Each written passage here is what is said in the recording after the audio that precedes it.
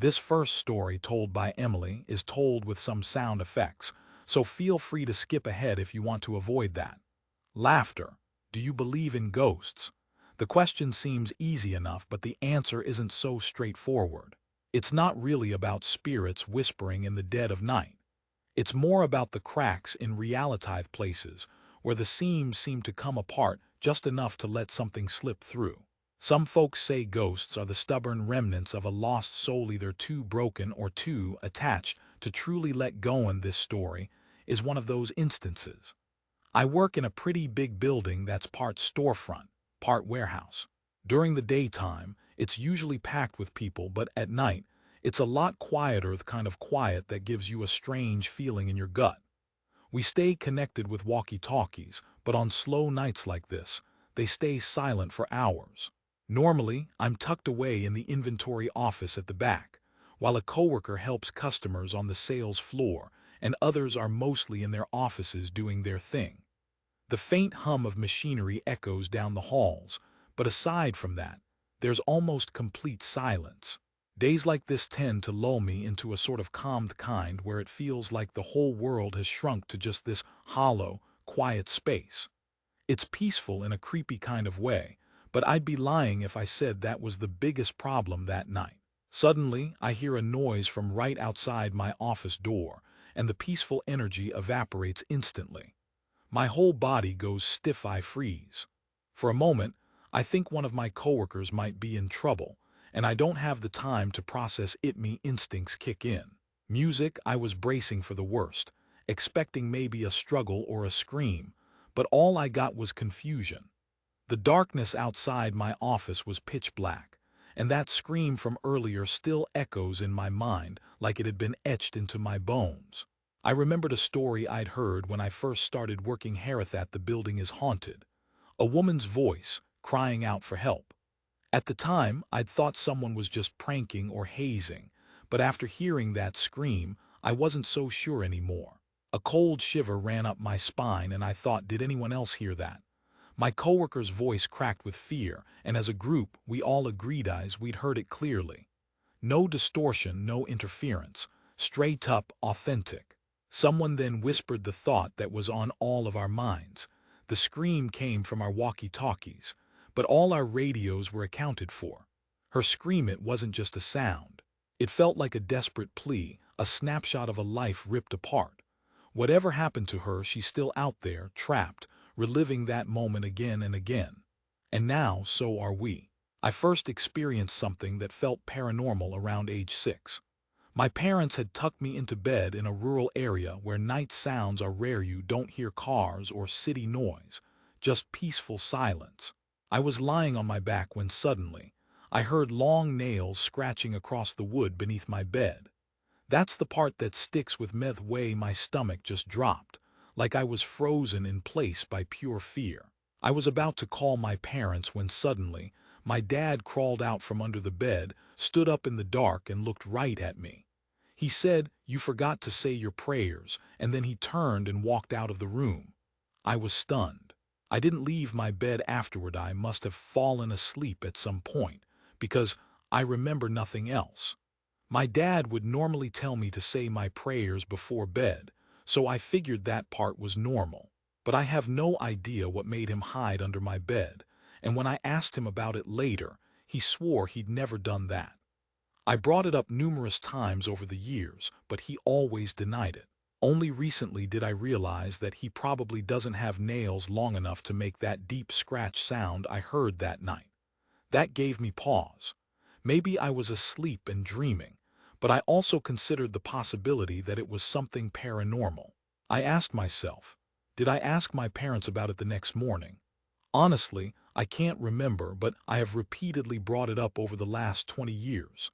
My dad has always denied doing it, and I think now that he couldn't have, because 1, he hates scary stuff and would have happily taken credit if it was a prank. And 2, he and my mom had left the room about 10 minutes beforehand, so he couldn't have just stayed behind. Plus, he's not really a drinker, so he wasn't lying on the floor or anything like that. I want to believe it was sleep paralysis. That's a common explanation. But if that were true, it would have been my only experience with it. More likely, it was something darker, and honestly, I hope I never encounter whatever it was again. I'm in my 30s now, and I've had a few experiences I'd call paranormal. My parents served in the military, so I grew up moving often across Europe and parts of the US. When I was about 15, we lived in an old house in Portugal, and I swear I was haunted by an entity lodged inside my closet. That was my first real paranormal encounter. When we moved back to the States, I convinced myself it was just my imagination. I didn't think about it for years until I was about 23, working as a park ranger. I got transferred to a place nicknamed the Creepy Cult Park, full of old, abandoned buildings from a past era.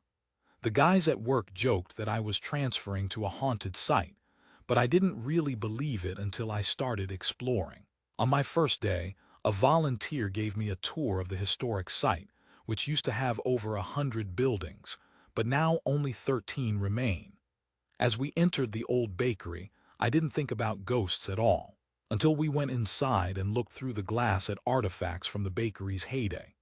We had to use a key to get inside, and everything still felt normal, that is, until we approached the stairwell only park staff could access. I reached the middle of the staircase, and all of a sudden, that familiar feeling I'd had in Portugal returned, one where your skin crawls and you get chills. I looked at the volunteer and asked, "Do I really have to go up there?" She rolled her eyes and snapped, "Oh, you're one of those ghost believers." I didn't want to start off on the wrong foot, so I said, "I don't know if it's a ghost, but I just have a bad feeling and I'd rather not go up there." She sighed and said, "Let's move on to the founder's house," and we saw several more buildings after that. Every place we went, I felt uneasy, but I thought it was just me. 2 weeks later, I was doing morning shifts, and part of my job was unlocking and disarming buildings before the park opened. I'd done this alone a few times, and every time I entered the bakery I felt that same eerie vibe. Luckily, I didn't have to go upstairs again, but on this particular day, I opened 6 buildings before reaching the founder's house, one belonging to the man who started it all. Inside, you could see 2 old staircases leading upstairs, with storage closets underneath. One of these closets housed the security system. When you got inside, you'd hear an alarm and had 1 minute to disarm it with a skeleton key before the cops got called. As I searched for my second key inside the house, I was walking towards the closet and heard the loud alarm blaring. I looked open there. It was an indistinct silhouette of a figure staring at me. It was featureless, just a shadow.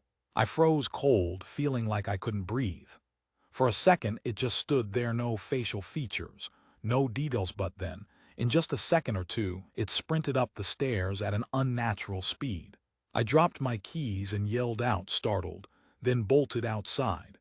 I paced the porch trying to catch my breath, thinking, damn it, I have to tell the park ranger about this. I radioed them, explaining I was a little late in disarming the alarm. My coworker at the ranger station said, "It's okay, happens sometimes. Just finish opening the park, then swing by when you're done."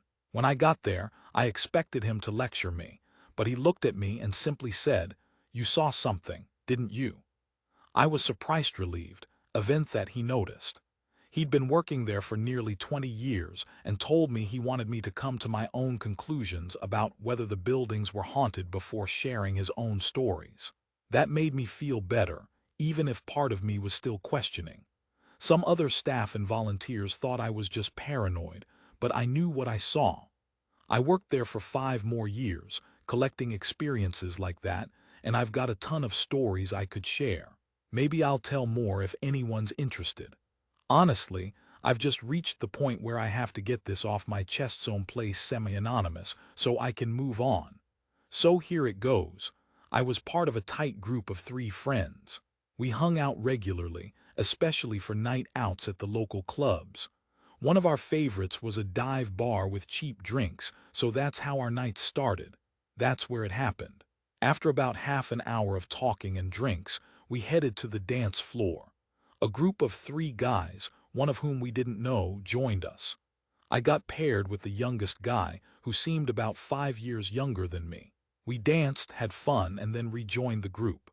My friend Lisa was there too, laughing and enjoying herself. And then, out of nowhere, it was like a hologram or a distorted image. She suddenly towered over us, was at least a foot taller than the guy I was dancing with, who was about 5'11".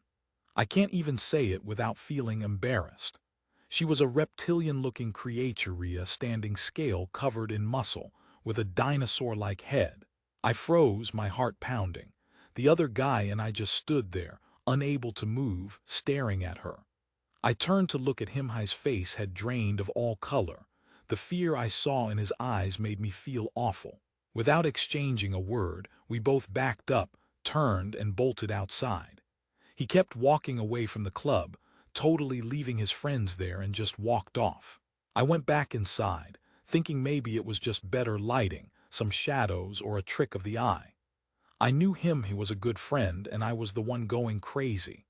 I sat at a table near the dance floor, watching everyone, trying to convince myself it was just an optical illusion. It had to be. I knew this guy I wasn't someone prone to hallucinations. So, it had to be some mistake, some trick that my mind was playing on me. But the image haunted me. I didn't want to go out the rest of the night. I just said goodbye to Lisa and went home. As soon as I got there, I searched online for similar stories, but I couldn't find anything. For weeks, I convinced myself it was just the club's lighting or shadows. But when I saw Lisa again, I told her I'd ghosted everyone because I saw her shape shift. She was worried, asked what she looked like, and I tried to joke my way out of it. Still, I see that image in my mind, so vivid, as real as the night it happened. I still feel scared and confused. Another story from childhood. I grew up in a very old house in the Midwest, a place my parents bought cheap, because it was a former hotel that was abandoned and left to rot. Weird things happened there all the time: footsteps, strange shadows, the feeling of being watched, or hearing someone in the room when I just woke up. The basement would send chills down my spine, even when I knew there was no logical reason. After moving to the West Coast for school, I'd kind of forgotten about it until a visit from my family, when my sister claimed they saw a ghost in that old house. She said her radio started acting up, and she asked the ghost to turn it off if it was there. It stopped, and then she told it to turn it back on. They devised a sort of Morse code system with the volume. The ghost would turn it up to say yes, down to say no. They found out that a ghost named Jason, a kid who supposedly died at age 5 in that house back in 1905, was trying to communicate. I went back there to try and meet him, but he refused to talk. The radio wouldn't turn on when I was around, and it seemed like he didn't want to interact with me at all. I remembered an incident before I left for the West Coast. I was lying in bed when I felt a playful hand ruffle my hair. I freaked out, told him, or whatever it was, I was the boss, that if he tried that again, I'd regret it. Moments later, some picture frames on my desk flew off the wall, definitely not my imagination. Later, when Jason refused to talk to me at the house, I apologized aloud, saying I was sorry for yelling at him once, and that I understood if he just wanted to sleep. To my shock, the radio turned on and volume shot up, then went back down. It even introduced itself as Jason and did tricks like ringing the doorbell, pushing crayons around, or manipulating our electronics, TVs, printers, even texting us. One time, my family got messages on our phone texts from Jason, or a number labeled Mr. President showing Obama's face on caller ID. It was wild. It played games where it seemed to know the date on a newspaper, or promised to stay until my sister turned 28. During those years, he'd occasionally visit our dreams, often in hyper-realistic visions where he'd ask to play or say hi. He also manipulated electronics in the last year, and I swear I once got a message from him on my phone that only I could hear. A few years later, my mom's phone showed a message from him, 2 things I know weren't sent by a human. My family still keeps the radio just in case he ever comes back, but it hasn't turned on in years. I get that people might think I'm crazy, but I saw him, I even met him, and I believe I did. The stories are real to me. Do I think he's a demon, a spirit, or something malevolent? Maybe. Or maybe it was just a really vivid, complex projection. I don't have solid proof, and I get skepticism. But I just wanted to share that I've had real experiences, and I don't dismiss the possibility of the supernatural anymore. Another recent event. My son's birthday, and we're in quarantine because someone in our family was exposed to an illness. We decided to take a drive instead of a party driving through the countryside, exploring old places. We stopped at an abandoned Masonic lodge with a huge goat statue on the roof, a gift from Scotland, loud classic rock in the background. My son and I went inside, and we got to ring this massive brass bell hanging with a thick rope. It was loud, so loud that we could hear it for miles. Later that night, my oldest son wanted to visit the nearby graveyard to pay respects and ring the bell one more time for his birthday. We parked, walked among the graves, and cleaned up trash, our usual routine. Then, we headed back to the old lodge. No one was around, and the property is wide open, no trees blocking the view, and it's right next to a busy highway with no sidewalk. My boyfriend and I stayed by the car, smoking a cigarette, watching the boys approach the building.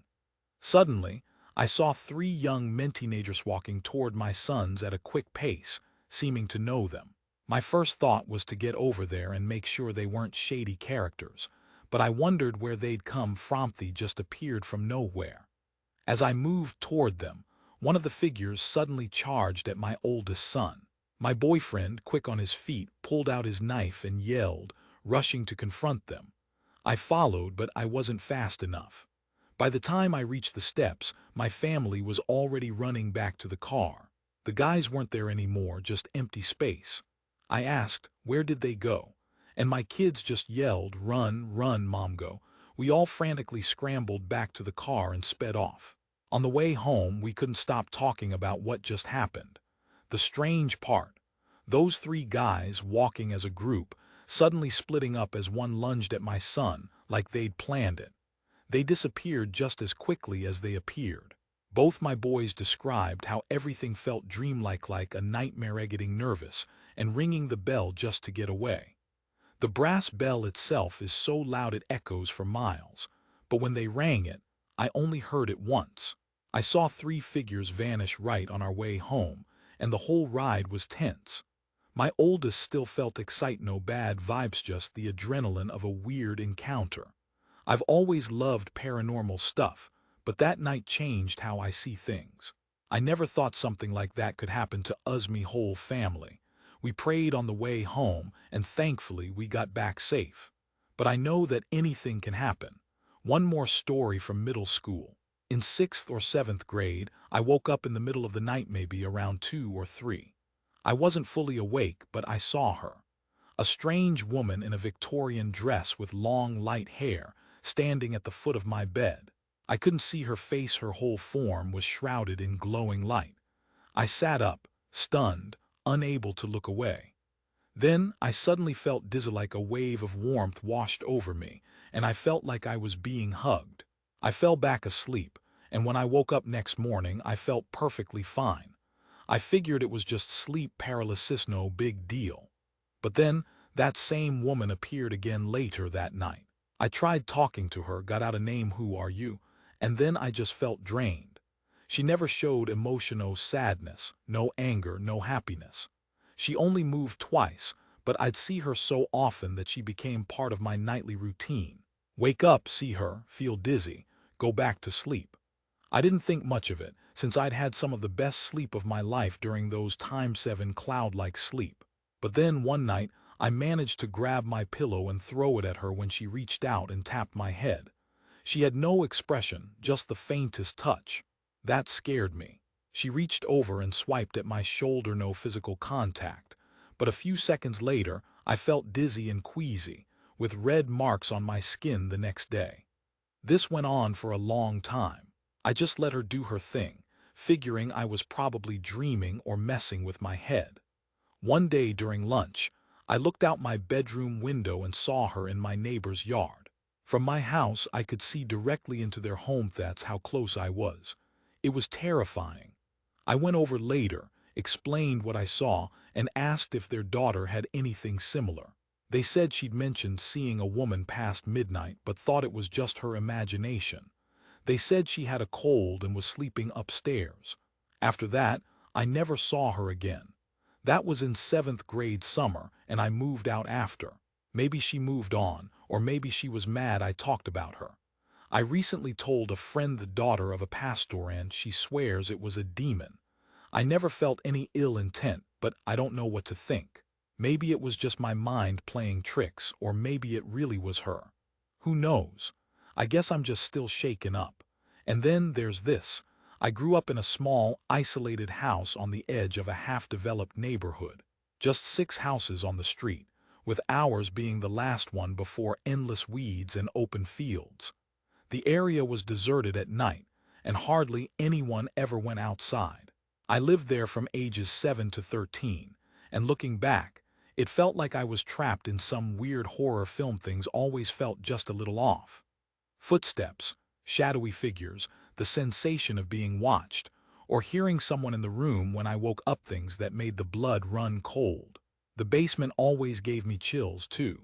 Once I moved to the West Coast for school, I tried forgetting about it, but my family's stories kept coming back. One story from that house. I skipped school because I was sick. I was curled up on the couch watching Barney and Friends, trying to distract myself from the strange, creepy feeling in the house. At some point, I felt someone standing beside me, but I thought it was my mom. I didn't think much of it. A few minutes later, I asked her something and she didn't answer. I turned to look and no one was there. That's when I realized my mom had left for work hours earlier. I was alone and freaked out. I sat on the porch until they got home because I felt like someone had just shown up right there next to me. Another incident. My sister was studying in the living room late one night, around 12:30. Suddenly, she burst into my room crying, saying she was terrified. She told us that a yellow ball with a smiley face rolled into the hallway from her room, and then dozens of cockroaches scurried out as if they'd been attracted to it. She said she felt frozen with dread, and then she saw a shadowy figure emerging from the darkness, something that made her feel instantly cold. She ran, terrified, into my room, and there was this strange thing. One morning, my dad couldn't find his glasses. He just had cataract surgery, so they were crucial. We searched everywhere, checked his shelf repeatedly, but couldn't find them. Later that day, he yelled at my mom, sounding annoyed, and the glasses suddenly appeared on the shelf exactly where we'd looked a dozen times before. No explanation. Dad thought we were pranking him, but we weren't. He was furious that day. There's a spooky story involving a fortune teller. Imagine walking outside your house, and there's this weird guy chanting weird things. In South Indian culture, there's a figure called the Kudu Gupu Kuran, kind of like a street prophet who roams around, telling fortunes. Most people avoid them because they believe their predictions could bring bad luck. I first saw one as a kid. I remember hearing a man singing some religious tune outside our house. My mom quickly told me to stay silent, and we pretended no one was there. Eventually, he wandered off.